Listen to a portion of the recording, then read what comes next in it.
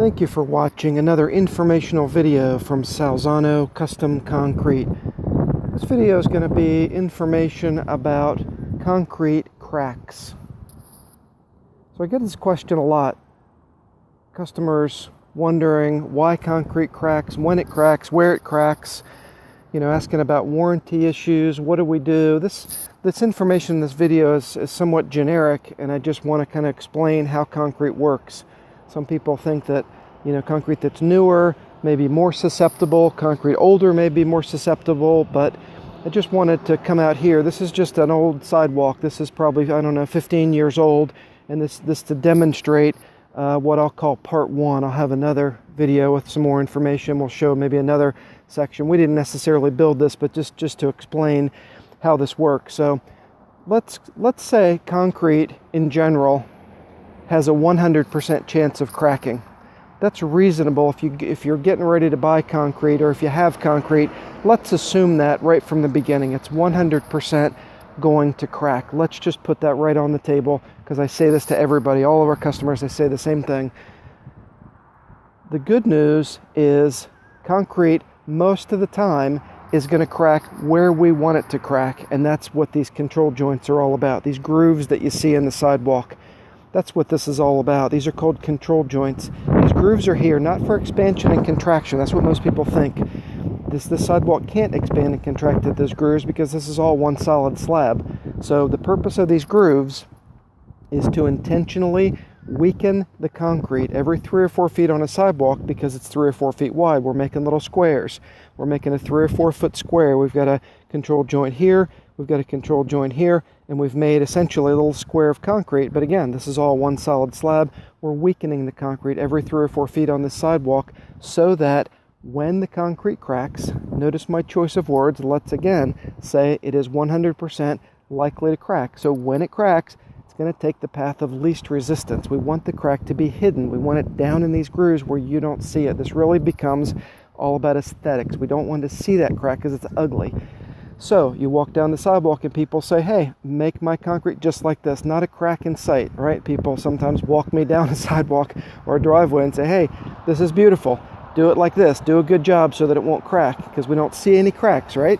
Well, look closer. As we walk down this sidewalk, I'm going to zoom in on these control joints. I don't see a crack in there. I don't see a crack in there. And if you keep walking, typically every 3 or 4 of these joints, here's one right here. Look down in that control joint, there's a crack that runs right at the base of that joint. We call these joints 95% effective. So 95% of the time, you'll probably have a crack, but it's going to be down in that joint where you don't see it. It's very successful. It works great. So again, you walk down here, you look down in these joints. This is a little bit different. We got some separation. This, like I said, this sidewalk's old. This is a little bit deteriorated here. So let's kind of not consider that. But look at this section here. This is newer. This is probably 5 years old. The rest of it was probably 15 years old, but same thing here. As you walk down here, nothing in that one. Here we go.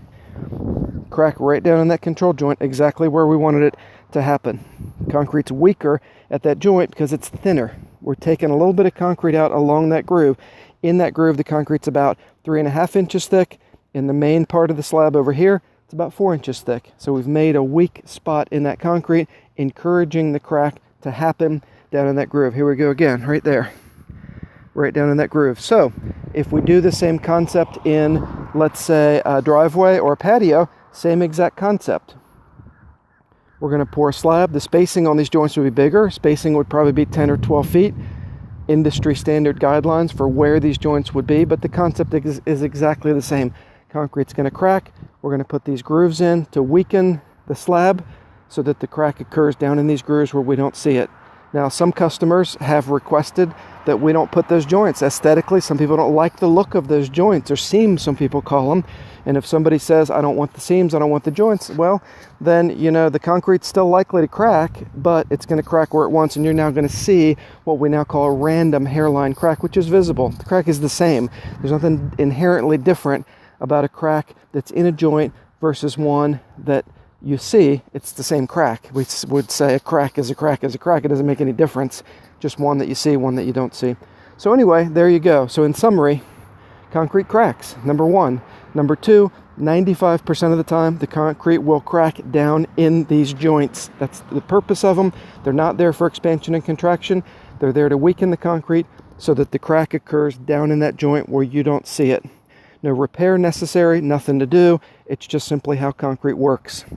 Anyway, that's pretty much it for now. This is part one. I'm going to show you another slab here in another video, and we'll do another part two.